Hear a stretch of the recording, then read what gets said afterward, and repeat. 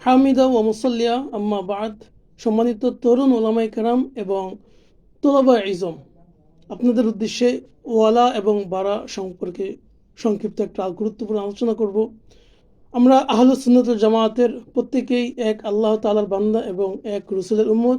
আমাদের লক্ষ্য উদ্দেশ্য এক, অর্থাৎ দিনকে সামনে রেখে চলা এবং সাধারণ মানুষদেরকে দিনের উপর উঠানো, হেদায়েতের পথে পরিচালিত হওয়া এবং পরিচালিত করা।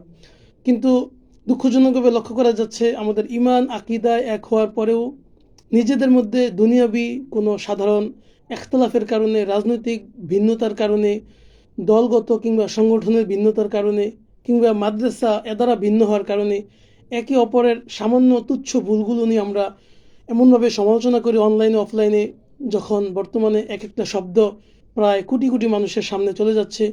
এতে আমাদের সম্পর্কে একটা নেগেটিভ মন্দ ধারণা মানুষের মধ্যে জন্ম হচ্ছে।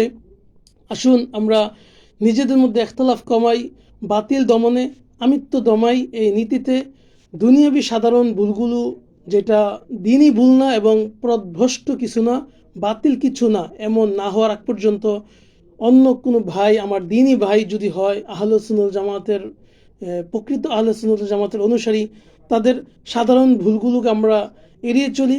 আর তারা যদি ধর্মীয় কোনো ভুল করেন, ইমান আকিদার কোনো মারাত্মক ভুল করেন, সেটা তো আমাদের বড়রা তাদেরকে শুধরে দিয়েছেন, দিচ্ছেন এবং দিবেন ইনশাল্লাহ। এটা তো চলমান আছেই। আমাদের নিজেদের মধ্যেই এমন অনেক বড় বড় পরিচিত অনেক ফেমাস ব্যক্তিরা ছিলেন, অনেক বিজ্ঞ। তারা যখন আখেরাতের ইমান আকিদার আমলগত কোনো ত্রুটি করেছেন এবং এর উপরে অবিচল ছিলেন, আমাদের বড়রাই কিন্তু সংশোধন করে দিয়েছেন।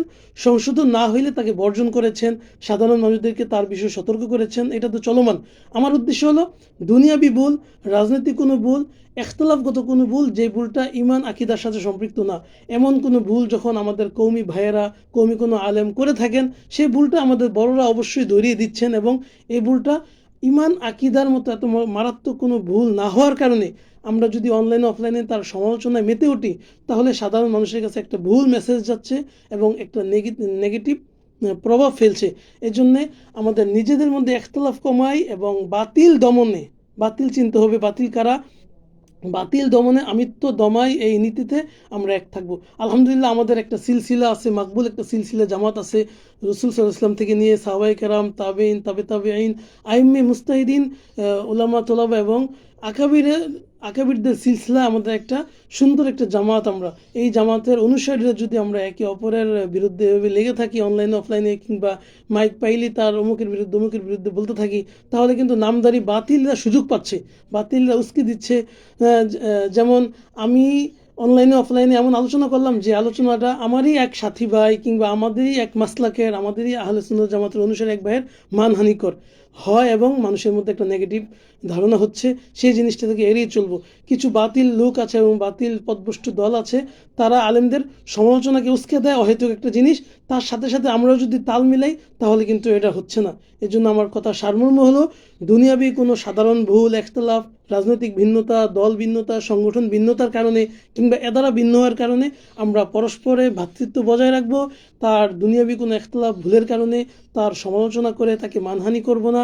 এবং যারা বাতিল, তারা যারা উস্কে দিচ্ছে, তার বিরুদ্ধে আমরা চিনব সেই লোকটা কে, কে কার বিরুদ্ধে সমালোচনা করছে, ওটা চিনে আমরা আলোচনা করব। আরেকটা কথা হলো, দুনিয়ার বিভিন্ন রাজনৈতিক দল হোক বা অরাজনৈতিক দল হোক, যারা বাতিল অর্থাৎ ইসলামে যারা আহলে সুন্নাত জামাতের অন্তর্ভুক্ত না, তারা দেখুন তাদের দলীয় কোনো লোক সাধারণ ভুল না, বরং মারাত্মক কোনো শরঈ বিরোধী, কোরআন সুন্নাহ বিরোধী, রসুল বিরোধী, হাদিস বিরোধী, সুন্নাহ বিরোধী, আকীদা বিরোধী কোনো আলোচনা করলে, কথা বললে, কাজ করলে, তারা তাদের তো ভুল শুধরে দেওয়া দূরের কথা, বরং তারা ওই ভুলের অপব্যাখ্যা দিয়ে আরও হাজারো ভুল করে, অর্থাৎ ওই লোকের পক্ষে, ওই দলের পক্ষে, ওই দলের হওয়ার কারণে ওই লোকের পক্ষে সাফাই গায়, যদিও এটা ভুল ছিল, প্রকৃতপক্ষে দিনই শরীয়তের দৃষ্টিতে ভুল ছিল।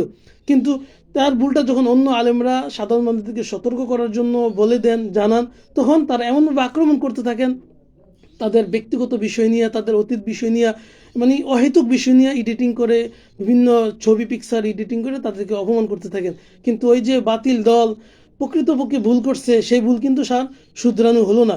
তো তারা যদি বাতিল হয়ে তারা নিজেদের মধ্যে এত ঐক্য থাকতে পারে, প্রকৃতপক্ষে শরীয়তের বিরোধী ভুল করার পরেও তারা সেই ভুলটা ভুল হিসাবে মেনে নেয় না এবং তার সমালোচনা করে না, বরং যারা তার ভুলটা ধরাইয়া দেয় তাকে উল্টো ঘায়েল করতে চায়, অপমান করতে চায়, ব্যক্তিগত আক্রমণ করে, তাহলে আমরা যারা প্রকৃত আহলে সুন্নাত ওয়াল জামাত এবং একটা হক, হালাল, সঠিক দলের মধ্যে আছি, রসুল সাল্লাল্লাহু আলাইহি ওয়াসাল্লামের বাণী অনুযায়ী, যারা রসুল এবং সুন্নাহের অনুসারী, সাহাবায়ে কেরামের অনুসারী, মা আনা আলাইহি ওয়া আসহাবি এর উপর আছে, তারা কেন নিজেদের মধ্যে সাধারণ ইখতিলাফের কারণে একে অন্যকে ভুল বোঝাবুঝির কারণে সমালোচনা করে অনলাইনে কিংবা অফলাইনে বা মাহফিলে কিংবা সমাবেশে অপমান করে আমরা নিজের ভাইকে দূরে সরে যাচ্ছি এবং এতে বাতিলরা খুশি হচ্ছে, বাতিলরা প্রশ্রয় পাচ্ছে। আমার কথা সারমর্ম আশা করি বুঝাতে পেরেছি, তাও সময় অনেক বেশি গিয়েছে। ওমা তাওফিক ইল্লা বিল্লাহ।